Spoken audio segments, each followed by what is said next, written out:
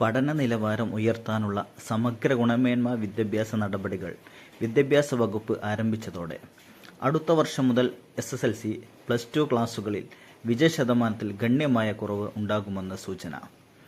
ഈ വർഷം നടന്ന SSLC, +2 പരീക്ഷകൾ ചോദ്യങ്ങളുടെ കടുപ്പം കൂടിയപ്പോൾ മുഴുവൻ വിഷയങ്ങളിലും A+ നേടിയവരുടെ എണ്ണത്തിൽ വൻ കുറവാണ് ഉണ്ടായിരിക്കുന്നത്. കഴിഞ്ഞ വർഷം 39,242 പേർക്ക് മുഴുവൻ വിഷയങ്ങളിലും A+ ലഭിച്ചെങ്കിൽ ഈ വർഷം 30,145 പേർക്കാണ് ഫുൾ A+ ലഭിച്ചത്. SSLC പരീക്ഷയിൽ കഴിഞ്ഞ വർഷം 71,831 പേർക്ക് മുഴുവൻ വിഷയങ്ങളിലും A+ ഉണ്ടായിരുന്നത് ഇത്തവണ 61,449 ആയി കുറഞ്ഞു. ഇതിന് പിന്നാലെയാണ് ഹയർ സെക്കൻഡറിയിൽ 9,097 A+ കുറവുണ്ടായത്. 90% അതിനു മുകളിലും മാർക്കുള്ളവരെയാണ് A+ വിഭാഗത്തിൽ ഉൾപ്പെടുത്തുന്നത്.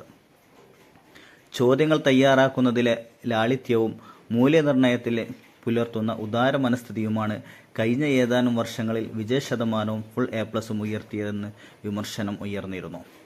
ഈ വർഷം മുതൽ ചോദ്യങ്ങളിൽ 30% ലളിതവും 50% ശരാശരി നിലവാരത്തിലും 20% പഠിതാവിന് വെല്ലുവിളി ഉയർത്തുന്നതുമായിരിക്കണമെന്നുള്ള മാർഗരേഖ പൊതുവിദ്യാഭ്യാസ വകുപ്പ് അംഗീകരിച്ചത്. 20% ചോദ്യങ്ങൾ പഠിതാവിന് വെല്ലുവിളി ഉയർത്തുന്നത് വന്നതോടെയാണ് A+ വൻ ഇടിവുണ്ടായത്. സയൻസ് വിഷയങ്ങളിലാണ് ഇത് ഏറ്റവും പ്രകടം. കൂടുതൽ വെല്ലുവിളി ഉയർത്തിയ കെമിസ്ട്രിയിലും A+കാരുടെ എണ്ണത്തിൽ കുറവുണ്ടായി. ഫിസിക്സിലും ബയോളജിയിലും മാത്സിലുമെല്ലാം A+ കുറഞ്ഞു. പഠനത്തിൽ മികവ് വരുത്തി വിദ്യാർത്ഥികളുടെ തുടർ പഠനം മികച്ചതാക്കുക എന്ന ലക്ഷ്യത്തിന്റെ ഫലമാണ് ഈ വിജയശതമാനത്തിൽ കുറവ് എന്നത് വ്യക്തമാണ്.